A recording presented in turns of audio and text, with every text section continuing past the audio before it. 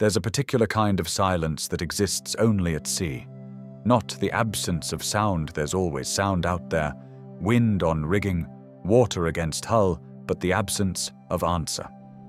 On the afternoon of the 26th of December, 1900, the lighthouse tender Hesperus drifted toward a black rock called Eilean Mòr, and Captain Jim Harvey felt that silence settled over his ship like a wet sheet.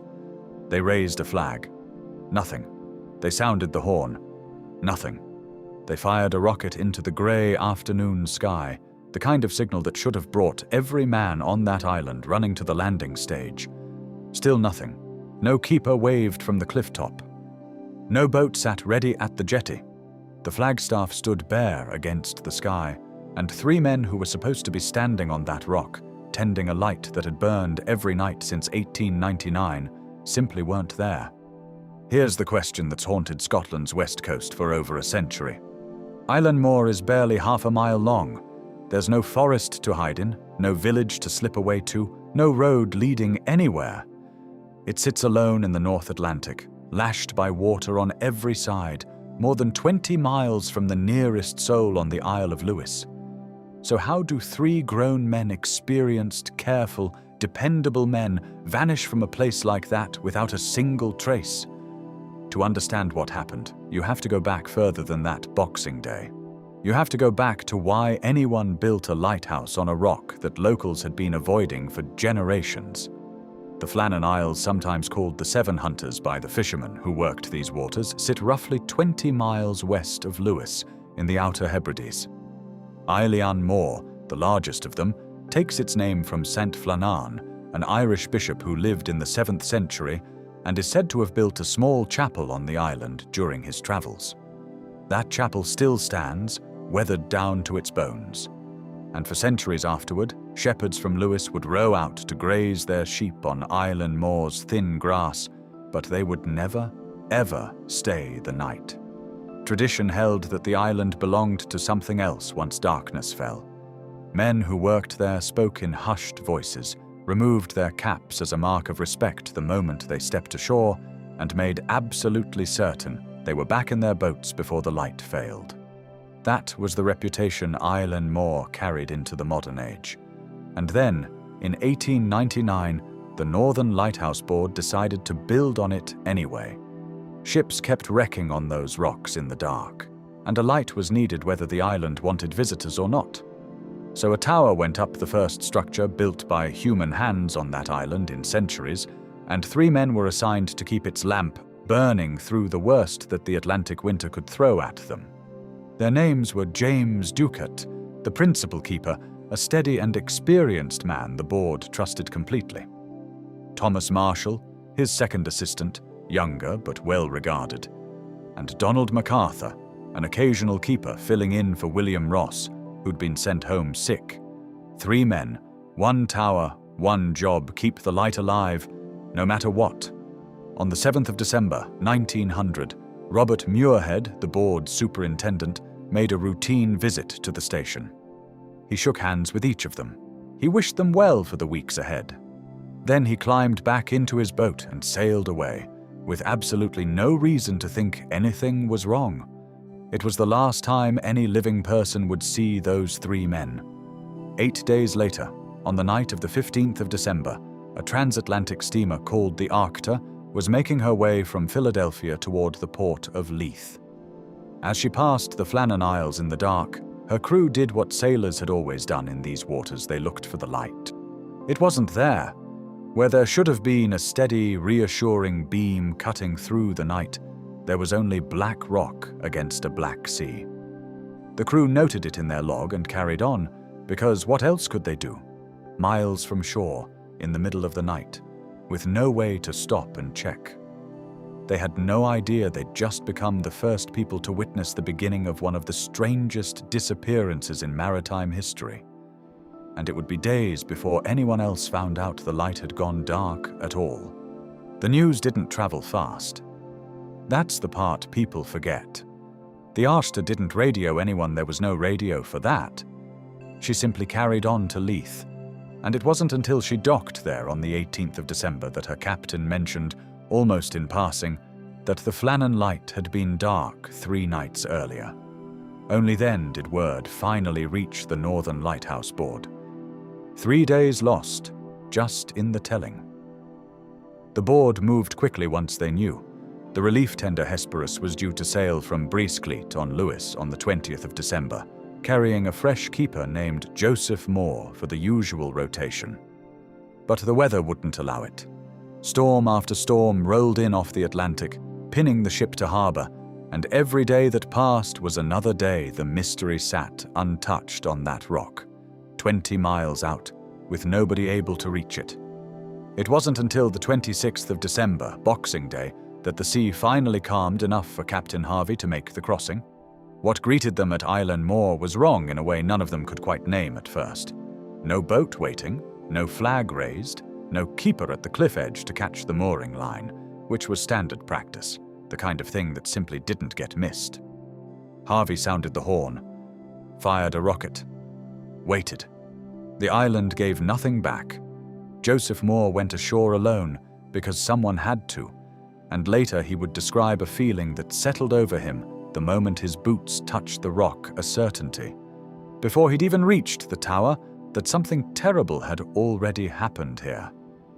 He climbed the steep path to the lighthouse. The entrance gate was shut, as it should be, but the kitchen door inside was standing open, and that was not as it should be. Inside, the details accumulated one after another, each one small, each one wrong. The clock on the wall had stopped. The fire in the grate hadn't been lit in some time.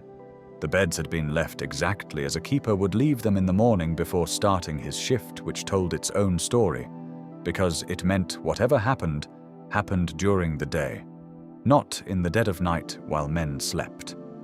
Up in the lamp room, the light itself had been cleaned and refilled with oil, fully prepared for the next lighting. These were not men who had abandoned their post. Right up until the moment they disappeared, they were still doing their jobs. Then Mòr noticed the coats.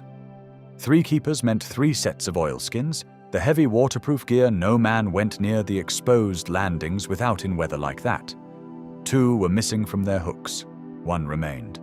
Whoever had left last had gone out into whatever was waiting for them without it in a hurry, or in a panic, or simply because there hadn't been time.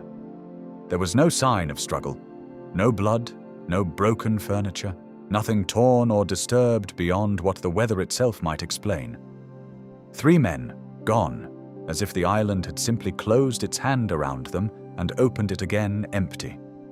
It was the logbook that turned an accident into a legend.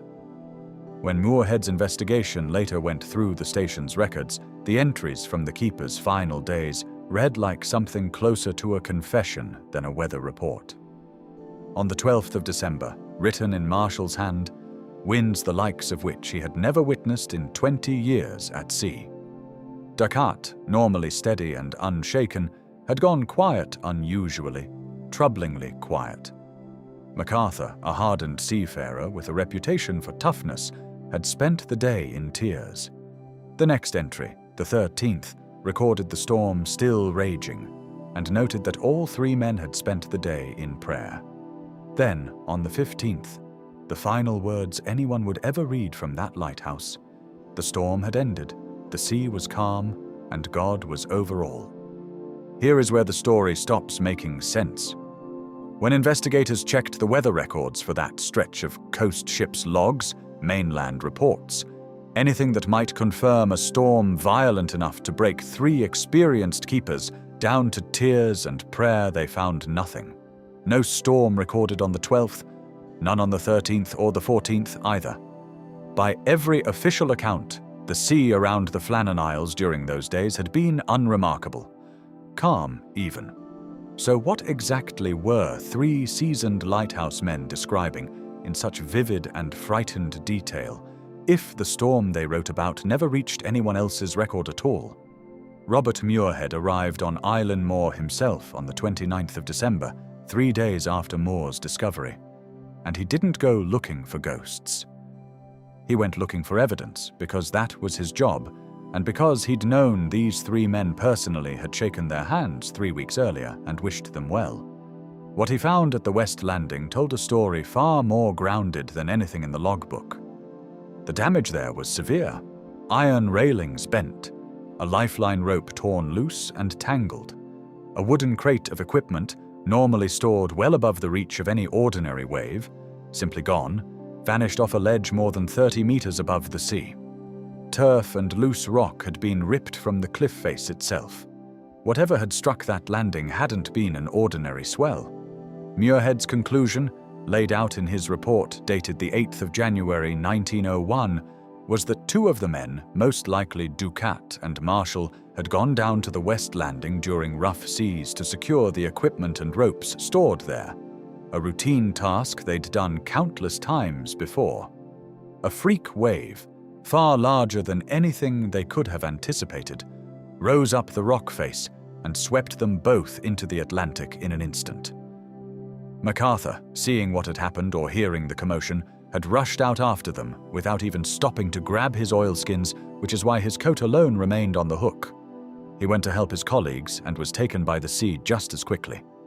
No struggle, no intruder, no ship, no foreign vessel, none of the wilder theories that would later circulate about sea serpents or kidnapping or worse.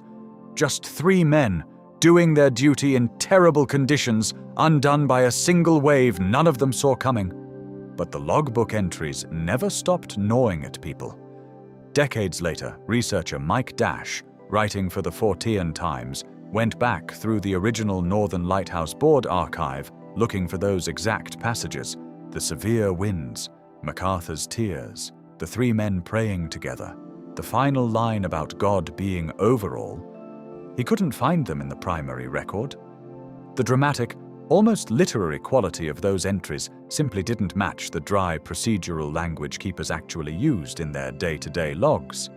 His conclusion was that those particular lines likely entered the story later, added somewhere in the retelling, as the tale passed from newspaper to magazine to campfire story over the following decades, each version a little more vivid than the last.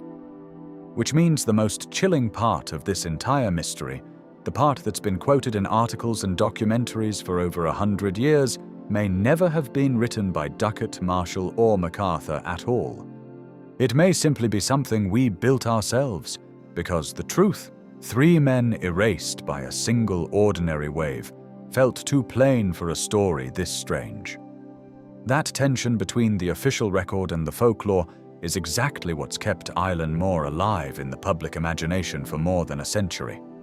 In 1912, the poet Wilfred Wilson Gibson published Flannan Isles, turning the disappearance into a piece of literature studied in classrooms across Britain ever since. In 2018, the film The Vanishing brought the story to cinema screens, dramatizing the keeper's final days for a new generation who'd likely never heard of the Flannan Isles before. The legend has outgrown the men who lived it, and that's the part worth sitting with. Behind every retelling, every theory, every shiver this story gives an audience, there were three real families on Lewis who lost a husband, a father, a son, with no body to bury and no answer to hold on to. William Ross, the keeper who'd been too sick to work that rotation, lived the rest of his life knowing that illness was the only reason he wasn't the fourth name on that list. None of them ever got closure. Eilean Mòr kept that secret for itself, and more than 120 years on, it still hasn't given it up. So here's where I leave it with you. The official report says a rogue wave. The logbook, real or rewritten, says something closer to dread. Which one do you believe explains what really happened out there on that rock? If this kind of story gets under your skin the way it gets under mine, hit like. It genuinely helps this channel keep digging up the cases that history never quite closed the book on. Drop your own theory in the comments. I read every single one, and some of you have better instincts than half the investigators who worked these cases for real. Share this with someone who'd lose sleep over it. And subscribe if you want to keep walking these old, cold corners of the British Isles with me, because there are plenty more lights out there that went dark for reasons nobody's ever fully explained.